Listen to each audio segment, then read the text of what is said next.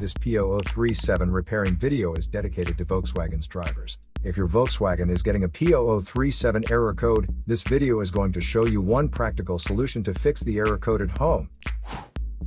Use the Zeus app to scan your vehicle and see the error code P0037. This code may be triggered when your vehicle's control module detects a fault in the heater circuit and oxygen sensor bank 1 sensor 2. Here are one of the most practical solutions to fix Volkswagen's P0037 error code. Method A, the oxygen sensor. This oxygen sensor is located right after the catalytic converter. Bank 1 is on the side with the cylinder number 1. Sensor number 2 is usually the downstream oxygen sensor behind the converter.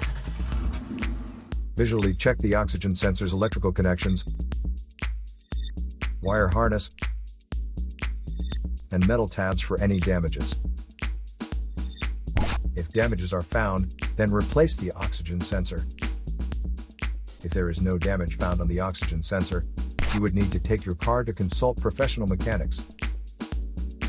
So here are one of the most practical solutions to fix Volkswagen's P0037 error code. After the repair, you can now use the Zeus app to clear the error code. And tap the rescan button one more time to make sure everything is fine with your vehicle.